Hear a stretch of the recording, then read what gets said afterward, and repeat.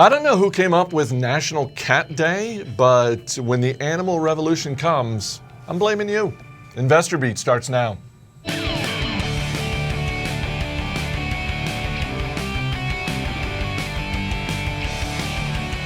Thanks for watching. I'm Chris Hill. Happy National Cat Day, everyone. The S&P 500 hitting another all-time high as the Federal Reserve kicks off its two-day meeting. Thursday is Halloween, so just 2 shopping days left to get that Ben Bernanke mask you've been craving. Joining me in studio today, David Hanson and Mike Olsen. Guys, our top story. Apple's fourth quarter results featured some gaudy numbers. The fruit company sold more than 14 million iPads and nearly 34 million iPhones, all to the tune of a quarterly profit of $7.5 billion. And David, it's just not enough for Wall Street. Shares down on these numbers. First of all, Cat Day? Really? I had no idea, first of all. But back to Apple. Yeah, not impressed. Unlike a lot of stocks that hinge on quarterly earnings, Apple is not one of these stocks that the market watches. Oh, those are the quarterly earnings. The stock's going to move huge. I'm not very surprised that the stock's pretty much flat on this news. If you're going to be investing in Apple, you got to be looking 5 years out. What is your opinion of this company in 5 years? And a lot of people are split on that opinion. I'm one of them. I'm not sure. I'm not surprised by the quarter. It's a great quarter. Business continues to do well, but we'll see what happens. All right, he's talking the next 5 years. Let's talk the next 1 year. And when you look at gross margins for this business, are they going to continue on that downward trajectory? They almost have to, don't they? Right. Well, and I think that's why the street is so fixated on each quarterly result, because the next quarter is perhaps as relevant when you think about Apple as the next 5 years, because they're conditioning expectations with each respective step downwards on pricing. There is some perception that they are depremiumizing, if you will, is that a product. word? I don't know, okay. But it is now. And so when you get a 37% gross margin number, the street was a little iffy on that. Then they go on the call and say, actually, you know what? It should be 150 basis points higher, 38.5%, if we were to go ahead and adjust for the impact of us giving away the operating system for free. Now, I just got to go ahead and get a little rant off my chest here, which is that is a cost. I'm sorry, that's a very smart business decision in that you are going to drive uptake of your product. You will drive customer loyalty. You get people hooked into the Apple ecosystem. But the reality is, it's not like you can go back on this given passage of time. Those margins are going to adjust lower to reflect that reality.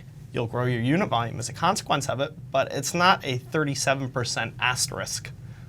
When you look at the stock trailing the market more than 20% year to date, obviously they're looking to get 2013 just in the rearview mirror.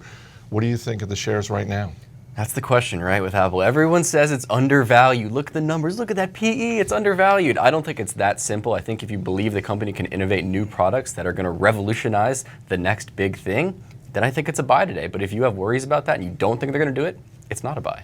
All right, let's get to some of the day's movers and shakers. Shares of BP hitting a 52-week high after third quarter profits fell 34%. BP increased its quarterly dividend. You're not a big fan of what's going on at BP. Yeah, so this is kind of one of those very funny ironies of the market, which is that they announced they're going to increase the dividend, sell $10 billion worth of assets, and put the money into repurchases. And the market applauds. The market cheers it. They say, we don't want you to be investing in your assets. Please don't spend money. And you could say, all right, there's an implicit vote of confidence on the part of BP's management. We believe our assets are undervalued, therefore we are buying the shares. I don't think it's that simple. The reality is that each respective barrel of oil that's coming out of the ground is a whole lot more expensive than the barrels that BP is producing right now. And that is why the market doesn't particularly like it. The other thing that's going on right now is BP, they are a hulking behemoth. It is so hard to grow right now for them. And, I think that's part of what the rationale is here, which is that they're getting smaller in order that they can grow. And there might be some wisdom to that when you look at their troubles over the course of the past few years. Shares of Pfizer on the rise after third quarter profits were higher than expected thanks to cost cutting. Also some good sales of their oncology drugs, hitting a 9-year high. 9-year high, but it's well deserved. I mean, the company continues to produce hit after hit. They have some drugs rolling off patent, but they continue to have new drugs there. And when you look at across the pharmaceutical space, this is really the pure play big pharmaceutical company. I think it's well worth a look. Sears Holdings up on reports the company is considering spinning off its Land's End brand. I think the real news here is that year to date, this stock is up more than 45%. That's amazing. Yeah, you know, and it's just one of these things where somebody's just a little bit less ugly than you think and they become attractive. I mean, so this Land's End spinoff, this is a prospectively interesting source of value on account of the fact that, I mean, you know, while I hate retail and I hate brands, but if there was one brand that has proved to be sort of an enduring fixture across passage of time, it is Land's End. And, you know, I think there's the potential for a sort of interesting value arbitrage here. One of their chief sources of distribution right now is Sears. And of course, a lot of retailers are not necessarily going to carry them as a consequence of that. You go ahead and you put this thing out to pasture, you avert Sears' sort of forthcoming decline, and you also are able to get the wares into different stores. So, you know, I think there could be some really interesting growth potential here. And finally, 1-800-Flowers could use a teddy bear bouquet. First quarter sales were up, but so were the losses, and shares down big today. What do you do with this? Do you buy on the dip? Maybe. The core consumer floral business was not great, which is... Buy your girlfriend flowers. That's a concern. If you're a flower company, your flower business is doing great, but they do have some other things. You mentioned the teddy bears. Basically, the founder of the company, he's still running it. He owns over 50% of the company. So if you believe in this guy and think he can right the ship, maybe it is a buying opportunity. All right, that's going to do it for today's action. Let's look ahead to the rest of the week. Give me a stock I can put on my watch list. Sure. So I'm looking at WellPoint. They're the second largest managed care organization, health insurer in the country. Up until recently, this has been a pretty horribly managed organization. They've been the subject of consistent underwriting missteps. There are a lot of internal politics going on here. And really, they just haven't properly taken advantage of the vast data stores they have to consistently generate underwriting profits. That appears to be on the mend over the course of the past maybe year. New CEO came in, a guy named Joseph Swedish. He comes from the provider end of the spectrum. Most of his background is in turnarounds at hospitals.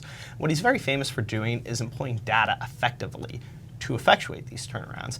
Now, WellPoint shares right now, they're down because they were going to be the largest beneficiary of the rollout of the Obamacare exchanges.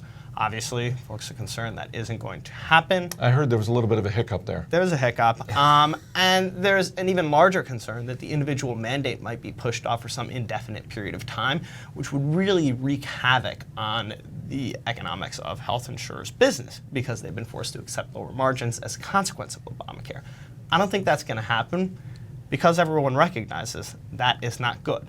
Provided you have that happen and the turnaround continues, WellPoint shares right now, they trade at about 9 times earnings. Best of breed, United Health trades at about 13 times earnings. There are some differences in that business mix, so you wouldn't expect to see 13 times, but there is meaningful upside. All right, David, what about you? It's everywhere you want to be. Looking at Visa, they're reporting earnings tomorrow. Not necessarily anything specific with Visa, but this is a company that just performs quarter in, quarter out. It's unbelievable when you look at the stock performance over the last couple of years and the business performance. Just going to see, is this company continuing to perform exceptionally? All right, for David Hanson and Mike Olsen, I'm Chris Hill. Thanks for watching. We'll see you tomorrow.